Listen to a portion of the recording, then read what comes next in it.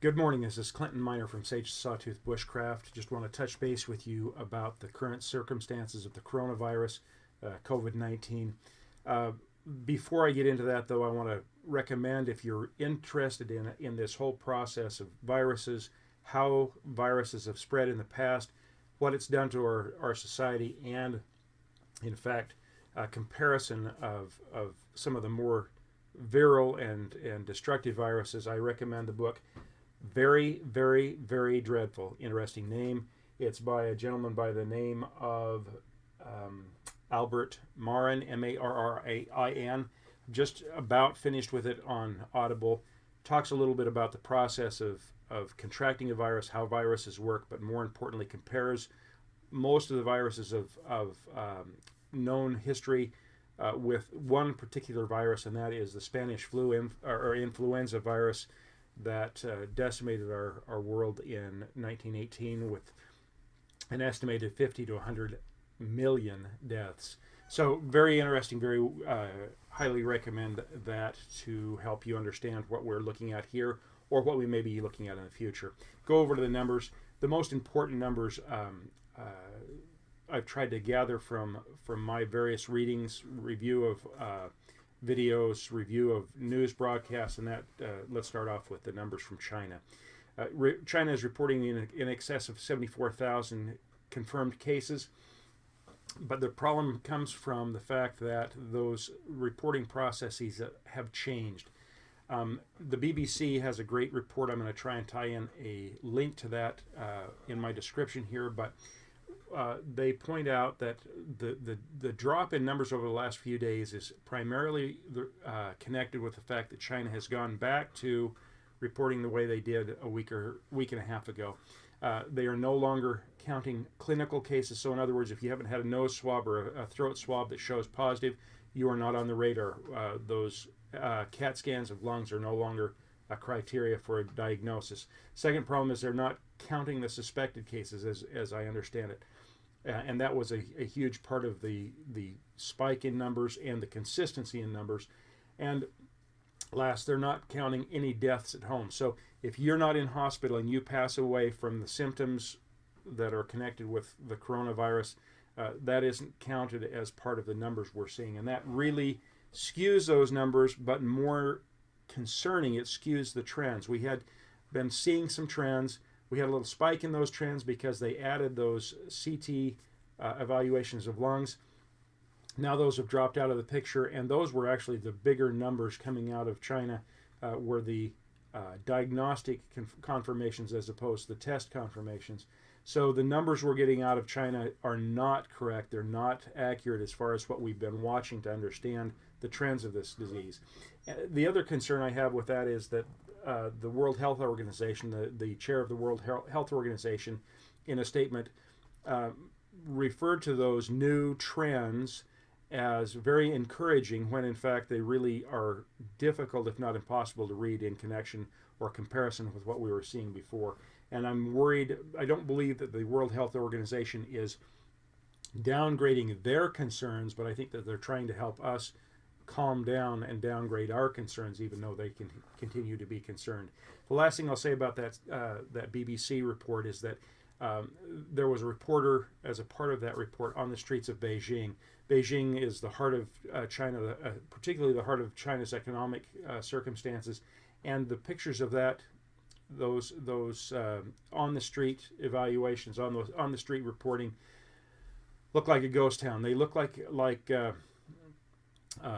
Middleton, Idaho, a town of 5,000 people on a Christmas morning at 7 o'clock. There's nobody on the streets, and that is a real concern because that tells you just how serious things are in China.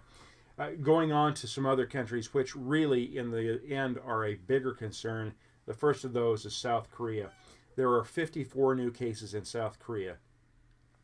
The previous reporting day was about 52 or 50, no, maybe 56 or 57.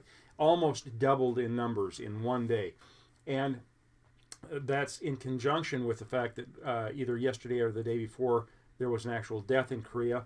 Most of those new reported cases are in the city of Daegu, I hope I'm saying that right. Daegu, I think, is maybe how you say it. Yeah, that's South Korea's fourth largest city, multi-million inhabitants. Those come from a congregation where what is believed to be a super spreader was a part of that congregation and shared that with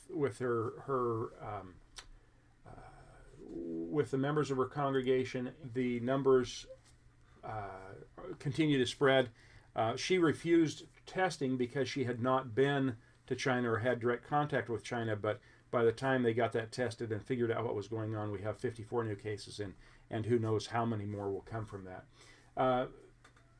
There are also reports of food runs in Korea. In other words, people are seeing what's happening, and they are concerned just like people will be if we have the problems here, just like we've seen in Singapore, that people are trying to get food so they can stay in their house so they can or not have contact. And that's a message to you that getting those basic preparation supplies, food, water, or a water source with some purification ability, and some basic medications for symptoms is going to be your best bet to keep from having A, contact with people who have the virus, and B, have to interact with those people who are fighting over or in competition for those basic products. One last thing also, toilet paper.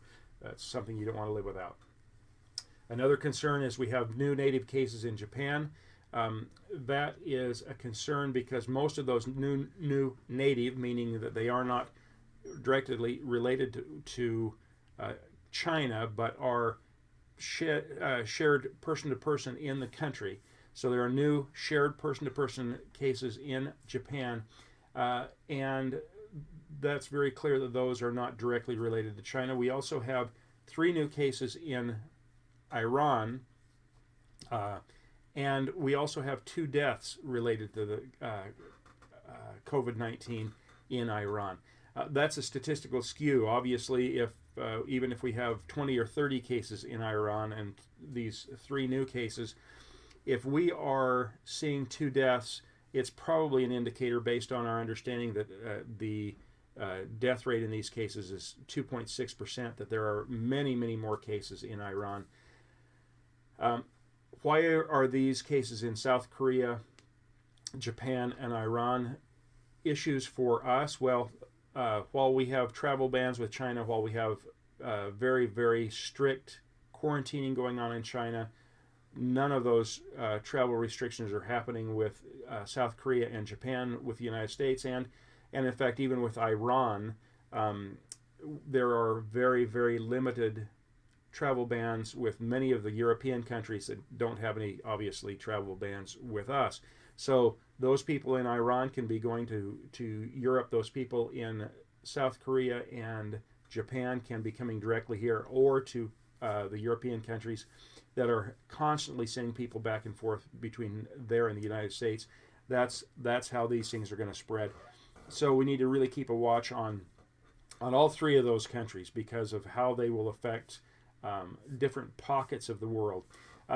Going on to the numbers out of China, I've put up 2 charts. The top chart here is shows the numbers that are currently being reported from China, and what we see is that there are some very limited numbers coming out of China over the last day. If I could get my cursor to work there.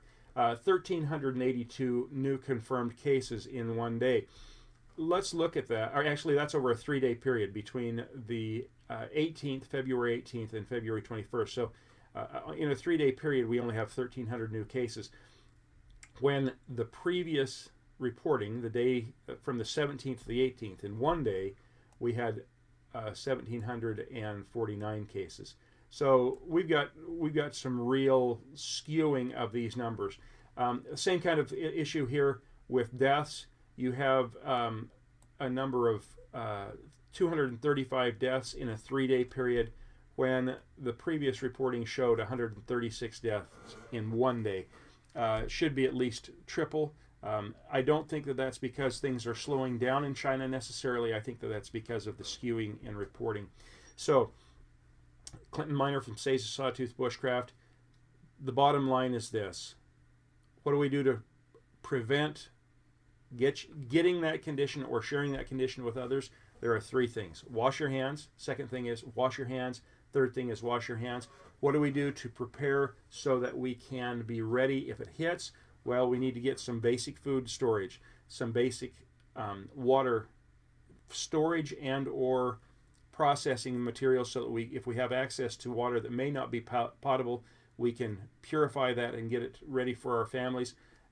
Number three, toilet paper, hygiene issues, and ultimately number four, those symptom treatment medications to keep your family from having to go out if they do contract this. Hopefully their condition will be mild and can be just simply treated at home.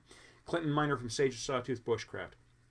You know, if you don't have that preparation in place and this happens to your family, you will be lost. You will feel lost. You will not know. You will be at a loss to know what to do for your family. But if you're prepared, you won't. So as we say at Sage Sawtooth Bushcraft, if you're prepared, you're never really lost. Thank you very much.